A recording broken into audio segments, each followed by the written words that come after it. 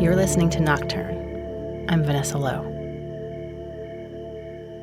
Things happen sometimes that don't make sense, that we can't explain. I'm Sean Taylor. Sean is pretty rooted in the world of facts. He's an educator, and he's long considered himself an atheist. But echoes from his Jamaican and his wife's Creole ancestry have proved to be a challenge to his lack of belief in things unseen. Being a hardcore atheist really didn't work out so well because there's things that I've seen and heard that I really have no rational explanation for it. I won't just own the fact that it was something supernatural, but I will own the fact that I have absolutely no idea what it was. There's definitely things that I've experienced, through my family history, through my wife's family history, through my daughter, who, kids are creepy, especially at night when you hear them talk. You're just like, who's in there, My daughter's like me, she's a night owl. Like the night is when we come alive and we can creep each other out sometimes. She one time was like, your grandma's really cool, Daddy. I was like, what are you talking about? She died before you were born. And I'm just like, you just need to go to bed and not talk anymore until the daytime. I won't say that my daughter's psychic powers got silly, but there's something that she's attuned to on a level that my family told me about me when I was young, that I was kind of keyed into something extra. So we have Obia, which is a religion which is kind of like parallel to voodoo in the Caribbean, in Jamaica. And so we have a lot of Obia people in our family. The Obia religion was developed by West African slaves and is practiced in many areas of the Caribbean. It's common practice to set plates for dead relatives at the dinner table and to have altars around the home. As an aside, Sean's daughter was building altars at 2 years old. She would just build little things and be like, that's for them. Who's them? All of them. You're like, okay, creepy. But yeah, she likes cemeteries. We go and she wants to walk around the cemetery, look at the things, and doesn't get too freaked out. But let's go back to the beginning. This story starts about 40 years ago, when Sean was around 5. Things were pretty rough. He and his mom found themselves homeless in New York City in the winter. 1977. Wow, 5 years old, kindergarten. And yeah, my mom and my dad split. And when he split, the money split with him. And so we were living in the basement of a factory. It's a garment factory, all machines and old clothes and old dress forms, It's raggedy and just filthy and... yeah, right here, still scars from getting chewed on by a rat. Still have the scar on my arm. We were there through the winter and into the next year. Just us. I'm only child. Sean's mom took care of him as best she could, and that involved sending him to stay with her family in Jamaica, whom he had never met. I think she actually asked, hey, I need to send this kid to you to, really deal with whatever she was dealing with. And so they pin the note on you. And they throw you on the plane. They walk you to the gate. And then you get off, and people who you only know from Polaroids are all waiting for you. The crowd of strangers who Sean saw when he got off the plane were his family. Grandparents, cousins. They all piled into an old pickup truck, the kids in the back. Me and 6 other people going these rickety roads up to Bog Walk, which is north of Kingston a little bit.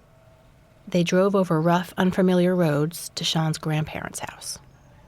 From Brooklyn, New York to Jamaica. I've heard about Jamaica through my mom, but it's my first time ever going there. It was culture shock. Coming from New York City, even nature was pretty new to Sean. I mean, it was so quiet where crickets or whatever the hell was in the dark made so much noise where it was impossible to sleep. I mean, it's late and there's no street lights. And I've never in my life seen stars like that. I mean, like you're falling. Like you're falling either backwards or forwards at the same time. You have no idea. So the vertigo really hit. You're disoriented. One night, Sean woke up and had to pee. it's dark o'clock. And, you have to go out of the back of their shack is probably the best word for their home, but, it's cobbled together with all types of zinc and everything else. And you have to go down this hill to the outhouse.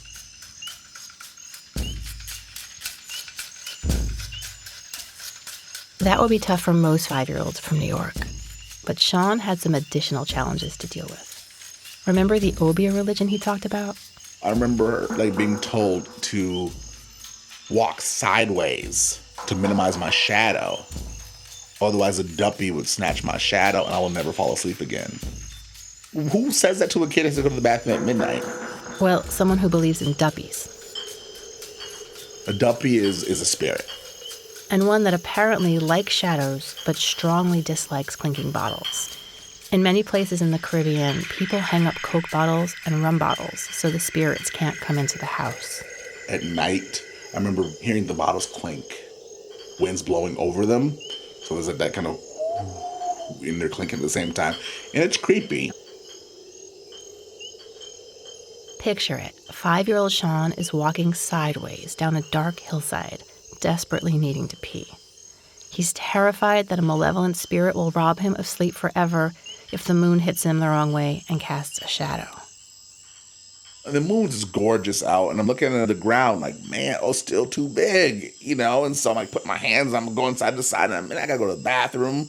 The goats are out there running around, chickens are out there running around, so it's already contextually nothing I'm familiar with. But it's also that type of night where it's bright. It's nighttime, but the stars are out, the moon is out, there's no clouds. And there's this 2 blades in the ground. Just stuck in the ground. I'm looking at that, whoa. At first it looked like, I don't know if you remember the old school push lawnmowers, the old school ones. It looked like that with a handle. So obviously you use those with your hands and it looks like there's blood on it. Something like, maybe those are things that they kill the goats with, because I know, I'm not a dumb kid. I know when we had the other goat before that, I know where it came from because there was 4 one day and 3 the next day. So I know what's going on. But I was like, okay. Go to the bathroom, almost die because I'm terrified. It was just scary. And then I remember being lost. And then my grandma kind of okay, there she is. And then really taking off. And then asking about it in the morning, what are those big old knives in the ground for? I had got cut at night. She's like, oh no, those are Triumph's blades. Sean's grandma said those were Triumph's blades. Keep in mind that up until that point, Sean had never heard of his great-grandfather Triumph, or the history and some might say celebrity that surrounded him.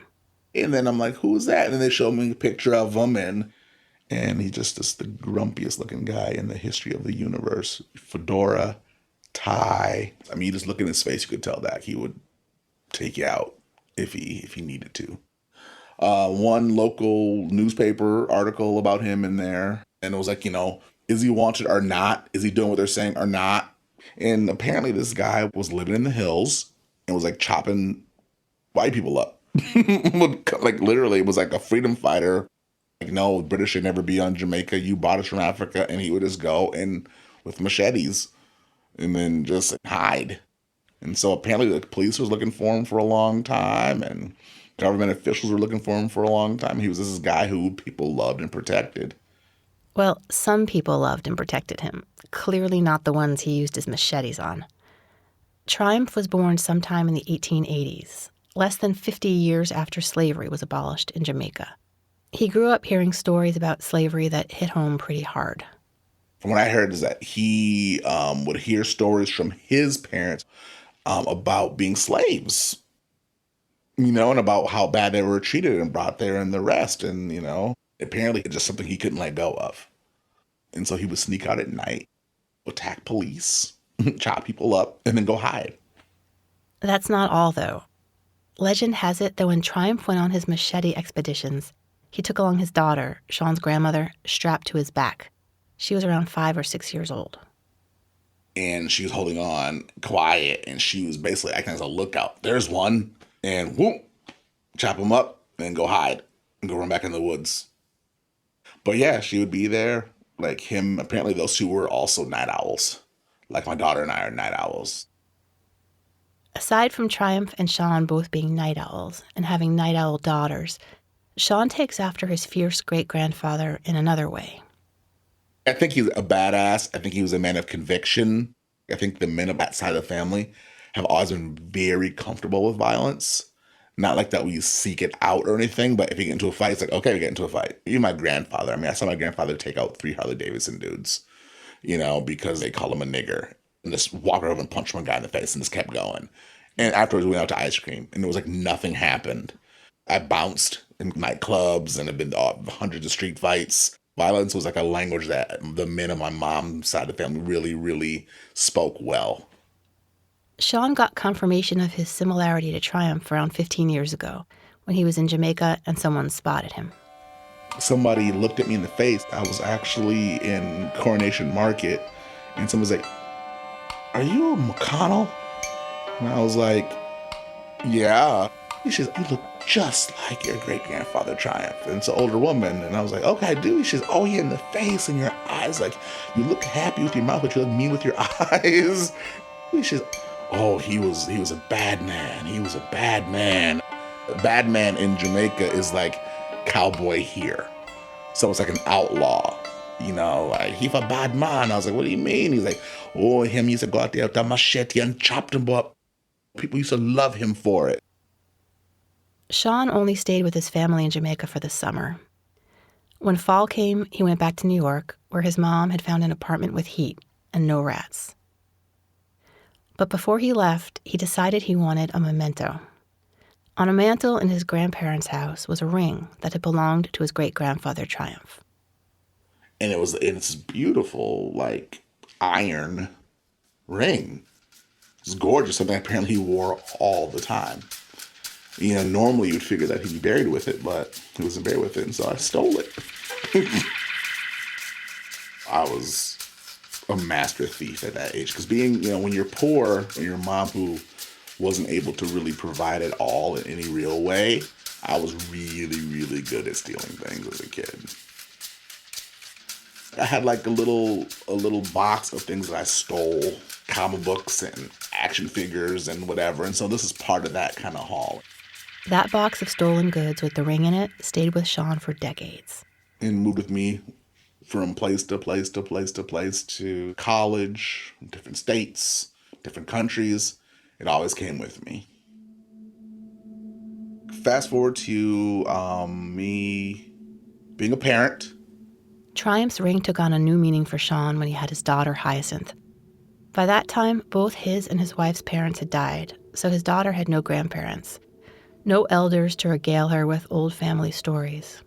Ring has had zero impact until I have a kid who I kind of want her to have this history.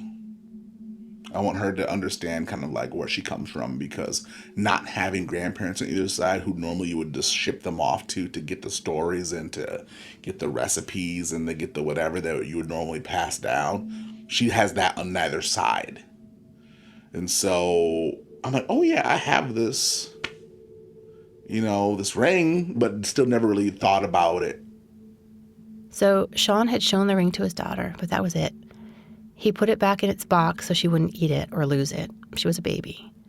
He just continued to hold on to it, thinking it might help his daughter feel connected to her ancestor someday when she was older. And then when his daughter was around 2 years old, Sean's wife had to go out of town for a few days. It was the first time he'd been alone with his daughter for that long, and he was struggling a bit with the challenge of parenting a toddler on his own. One night, she would not go to sleep. By 11:30, Sean was getting desperate.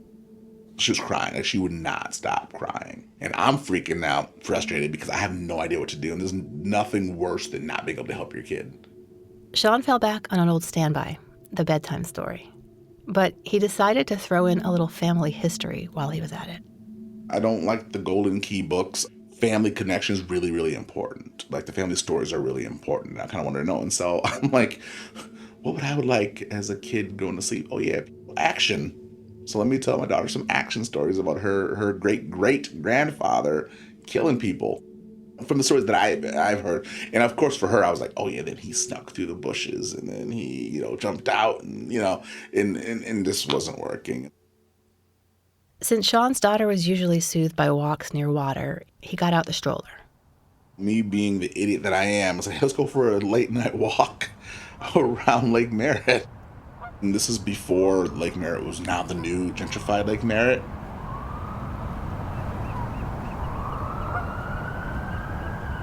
Lake Merritt at night can feel a little dodgy. It's in the middle of downtown Oakland, and during the day there's lots of people around. While it's lovely at night with a necklace of lights around the lake, it's maybe not the first place most people would think of taking their toddler for a late night stroll.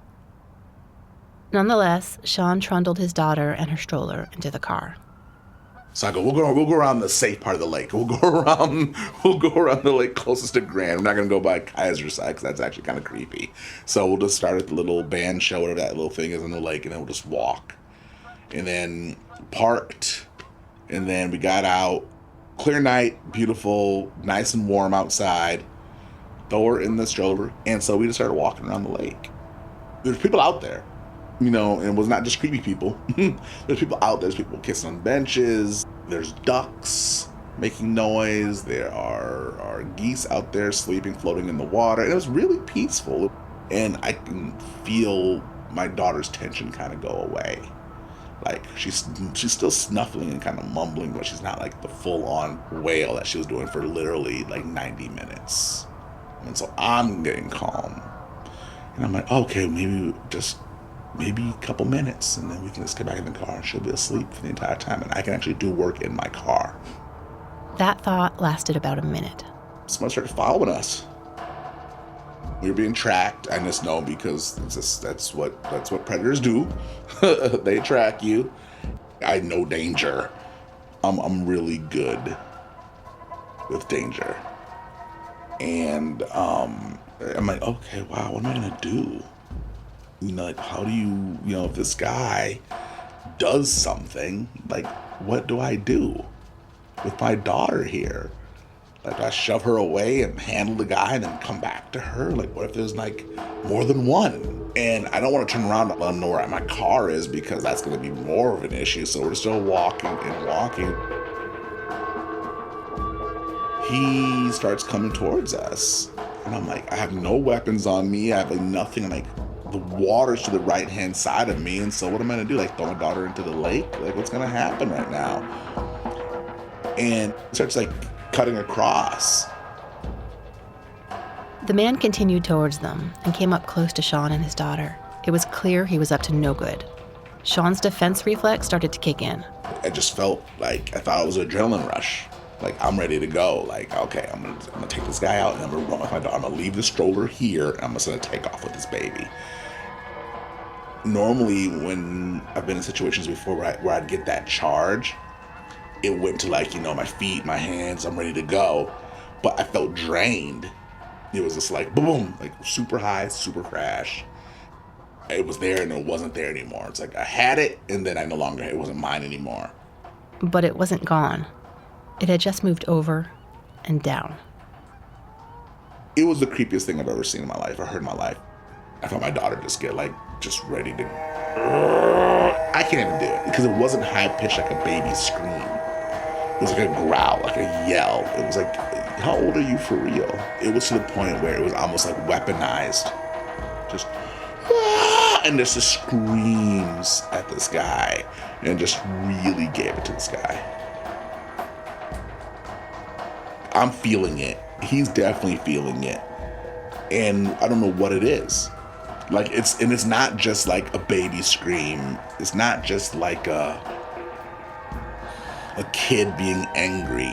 It's like primal and spooky, and it was so full of energy. Just, if she could curse, I'm pretty sure it would have been one long fuck. Like, I'm sure she would have just yelled that. But she just yelled and yelled. Sustained. Few minutes, 5 minutes, sustained. And I'm thinking, like, poor little, like, throat, my baby. And this guy, you could tell he's so visually shaken. He starts, I'm so sorry. I was gonna, but I'm not. And he's just tumbling over his words. And he just looks at like me. I'm a pretty big guy. I'm a big tattooed guy, pretty intimidating. I was nothing. He looked at my daughter and left. And so I just like started running back to the car. We just turned 180, run back to the car. And she's chilling. She's wide awake. No crying. Get in the car. I'm waiting for the cry. No crying. So that's a little weird. But like Sean said, kids can be creepy. And adrenaline can do amazing things. He put Hyacinth in the car and they headed home. We get home from the lake. She's still not crying. And I'm still freaked out from this encounter that I just had. Gave her some water. I put her down. Sean collapsed into a chair in the living room, worn out and recovering from their near miss at the lake. And I heard a noise, something like a tink. And I started checking all the rooms in the house. Our house is, it's not like super creepy, but it's like, I'm an apartment guy. So, it settles and it creaks and it moves and it's nighttime. And we have this attic we never go into. I was like, oh my God, who's in there? There's a bat, like what's going on? And then I go to, I'm in the kitchen, laundry room. I go to all the rest of the other rooms. And then I go into her room and she's laying in the middle of the bed in a ball, which she never, ever, ever does. Even as a baby, she never was a fetal baby. She's always spread out. Sean stepped closer to straighten the bed covers. And that's when he noticed something even stranger. In her hands, she's holding my great-grandfather's ring. Both hands around it, just like her whole body around this ring. And I'm like, where was that stored? Because I would think it would be in my room. That's how I would think it would be. Sean pondered this for a while, alone in the living room, and then couldn't take it. He called his aunt back in New York. It's a 3-hour difference. I know she was angry. And I explained to her, she's like, boy, you don't know protection when you hear it. Some people will say, oh, it's God's will, whatever. But she was like, oh, no, that's our ancestors. That's what they're there for. And then click. And then hung up on me. And then I'm just sitting up there literally until daytime in the living room. Just like really not feeling okay about the whole event.